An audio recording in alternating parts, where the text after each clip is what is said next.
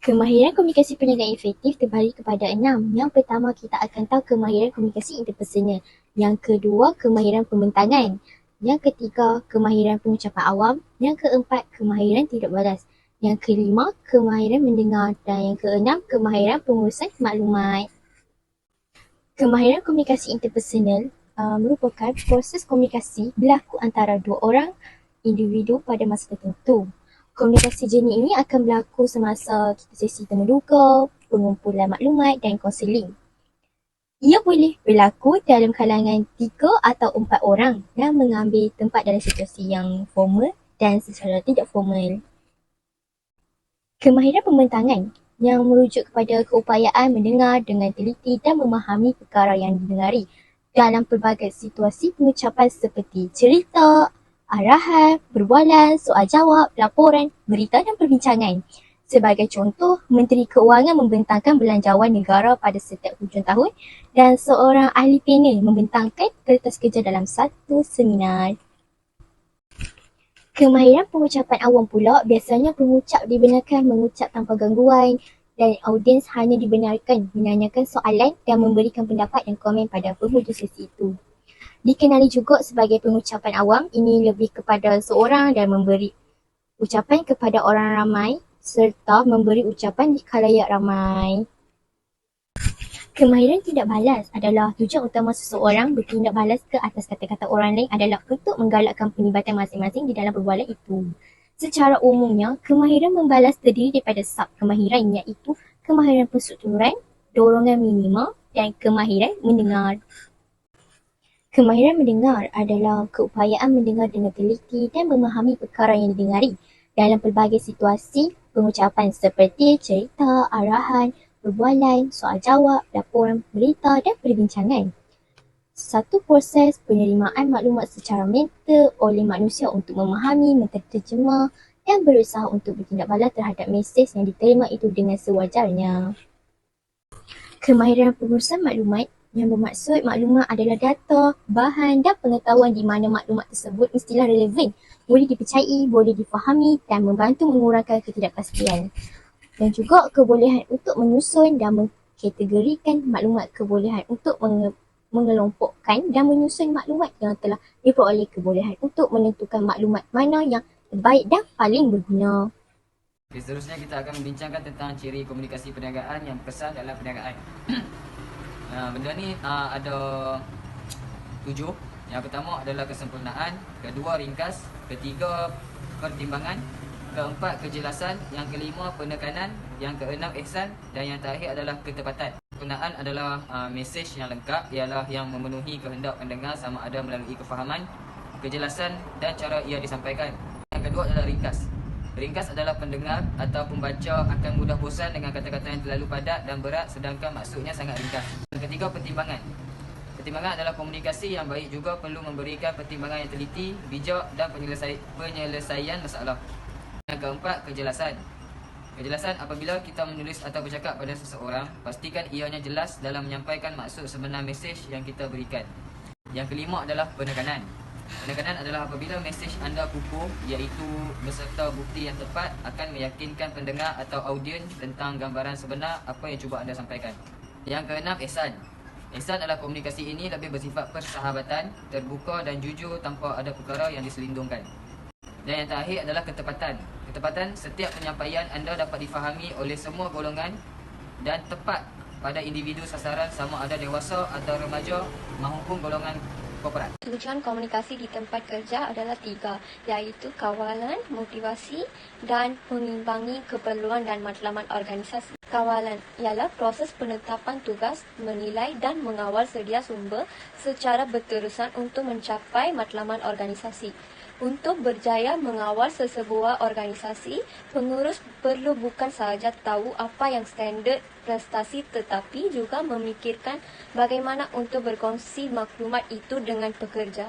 Yang kedua ialah motivasi. Satu proses yang kompleks melibatkan keadaan dalaman naluri manusia dan rangsangan serta luaran individu, perlakuan dan tindakan. Yang ketiga ialah mengimbangi keperluan dan matlamat organisasi. Pengurus yang mengurus organisasi perlu mengimbangkan keperluan organisasi sebagai contoh pekerja, stok barangan dan pembeli. Dari segi matlamat pula, pengurus perlu seringkan keperluan dan matlamat organisasi. Sebagai contoh, organisasi ingin mengeluarkan produk dengan lebih banyak, jadi organisasi perlukan lebih banyak pekerja. Apakah maksud komunikasi formal? Komunikasi mengikuti rantaian hierarki.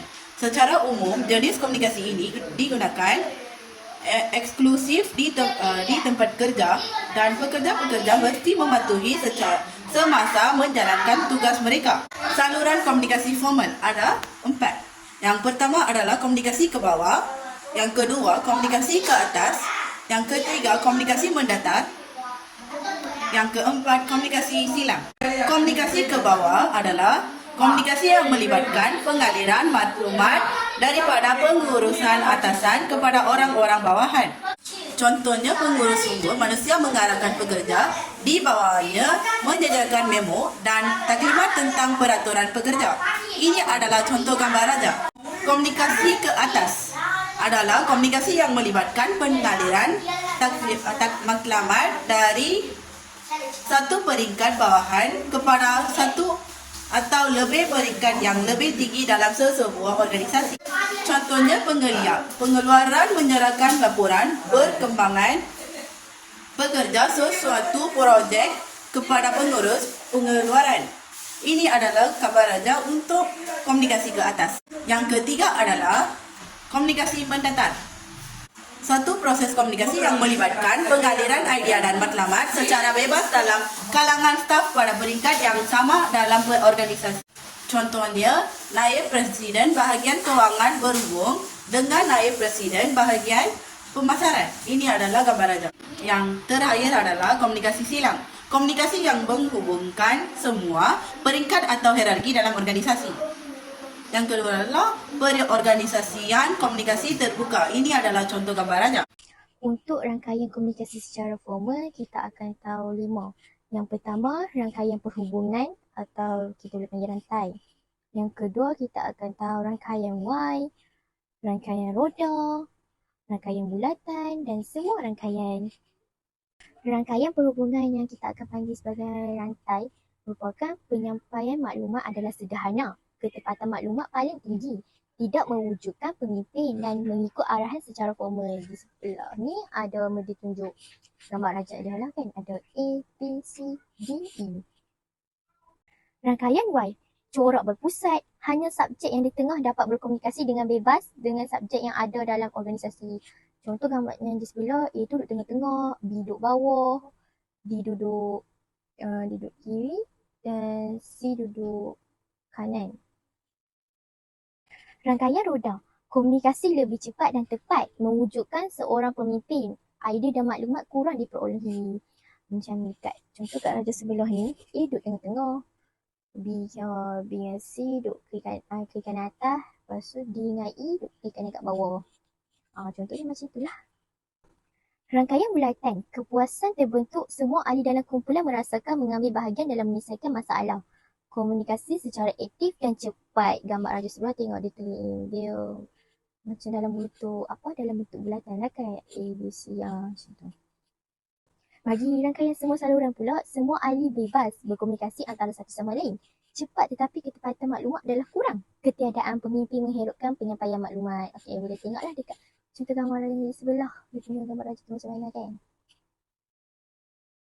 Kebaikan adalah 5. Yang pertama ialah kerja sistematik. Struktur organisasi formal menghasilkan fungsi organisasi yang sistematik dan lancar. Kedua ialah pencapaian objektif organisasi. Struktur organisasi formal diwujudkan untuk mencapai objektif organisasi. Kebaikan ketiga ialah tiada pertindakan kerja. Dalam struktur organisasi formal, kerja dibahagikan secara sistematik di kalangan pelbagai jabatan dan pekerja. Keempat ialah penelarasan. Struktur organisasi formal menghasilkan penelarasan aktiviti pelbagai jabatan. Kelima ialah lebih penekanan pada kerja. Struktur organisasi formal lebih penekanan kerja daripada hubungan interpersonal. Kelemahan struktur organisasi formal ialah kelewatan dalam tindakan. Semasa mengikut rantaian skala dan tindakan rantaian arahan tertangguh dalam struktur formal. Kelemahan kedua ialah mengabaikan keperluan sosial pekerja. Struktur organisasi formal tidak mementingkan keperluan fisiologi dan sosial pekerja yang boleh membawa kepada penurunan semangat pekerja. Kelemahan ketiga ialah penekanan kepada kerja sahaja. Struktur organisasi formal memberi kepentingan kepada kerja sahaja yang mengabaikan hubungan manusia, kreativiti, bakat dan lain-lain. Komunikasi tidak formal. Komunikasi tidak formal merujuk kepada bentuk komunikasi yang mengalir ke setiap arah, iaitu bergerak dengan bebas dalam organisasi. Komunikasi tidak formal ni ada 4. Yang pertama, untai tunggal. Yang kedua, rantaian gosip. Yang ketiga, rantaian keberangkalian. Dan yang terakhir adalah rantaian gugusan. Untai tunggal ataupun serantai. Matlamat pengalir dari seorang ke seorang yang lain. Rantaian dianggap paling tidak tetap. Rantaian gosip. Komunikasi bermula apabila seseorang memberitahu sesuatu kepada kumpulan orang dan kemudian mereka menyampaikan matlamat kepada lebih ramai orang dan dengan cara ini matlamat itu disampaikan kepada semua orang. Rantaian kebarangkalian. Komunikasi berlaku apabila seseorang secara rawan memilih beberapa orang untuk menyampaikan matlamat yang agak menarik tetapi tidak penting. Pemberitahuan matlamat dilakukan secara rawan. Rangkaian gugusan dikenali sebagai rangkaian kelompok.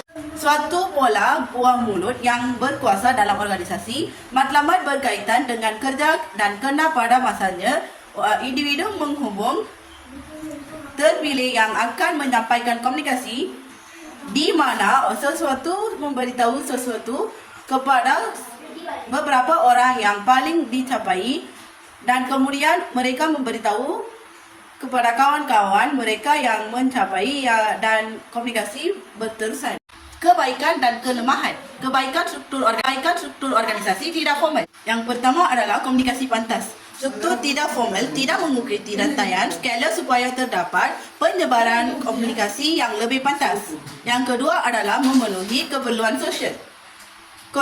Komunikasi tidak formal memberi kepentingan yang sewajarnya kepada keperluan fisiologi dan sosial pekerja yang memotivasi pekerja. Maklum balas betul. Melalui struktur tidak formal mengurus, peringkat atasan boleh mengetahui maklum balas sebenar pekerja mengenai pelbagai dasar dan rancangan. Yang keempat adalah penggunaan strategik organisasi tidak formal. Pengetahuan kumpulan tidak formal boleh digunakan untuk mengumpul sokongan pekerja dan meningkatkan prestasi mereka. Dengan bekerjasama dengan kumpulan tidak formal, pengurus boleh memanfaatkan kedua-dua organisasi formal dan tidak formal dengan mahir.